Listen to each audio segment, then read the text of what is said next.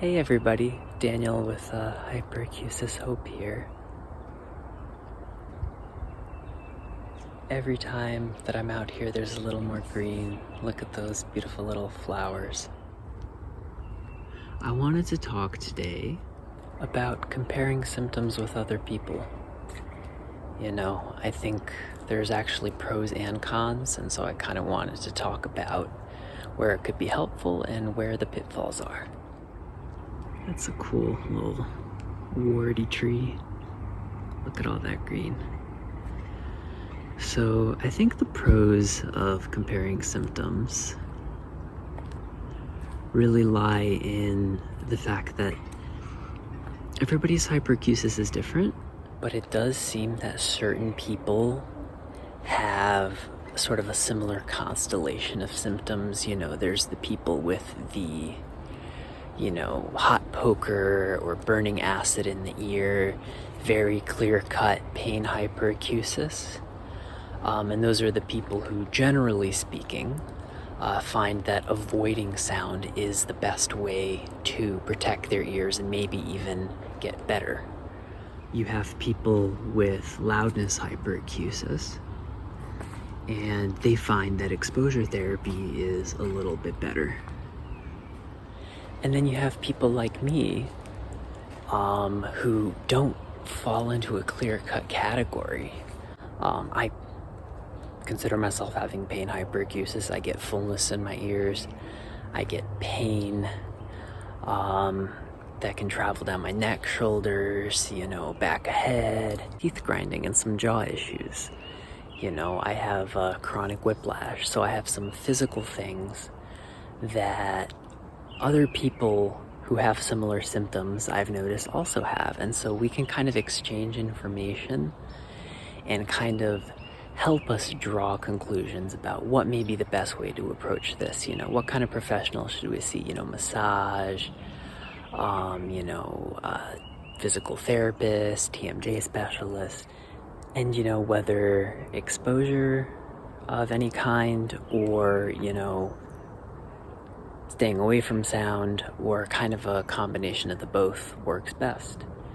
Ultimately we have to trust our gut, but people with similar symptoms can have similar experiences, and so that's the pro of comparing symptoms. And so I'm not saying comparing symptoms is a bad thing. I love this little natural rock formation here. It's beautiful. It's been proven that when you're feeling emotional pain, the same part of your brain lights up as when you're feeling physical pain. And so pain is pain, distress is distress.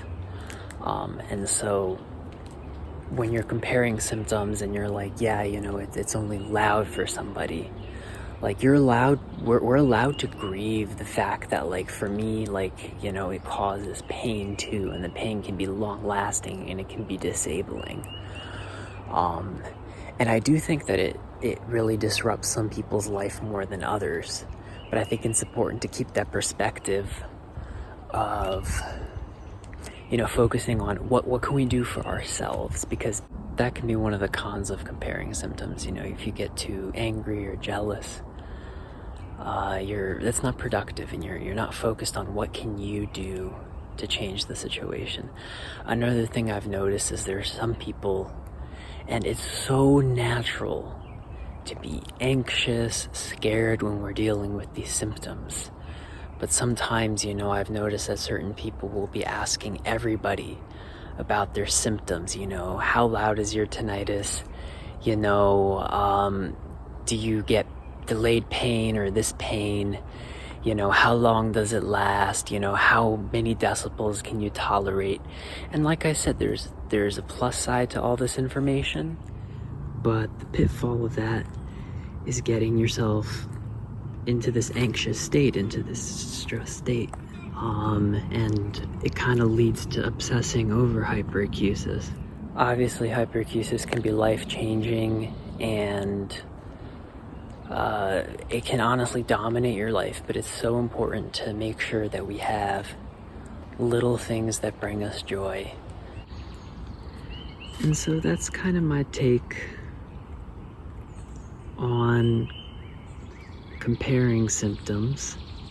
I actually mentioned that one of the points of this channel is to allow a bunch of people to share their story, so that people could find, those overlaps and hopefully get some ideas for themselves.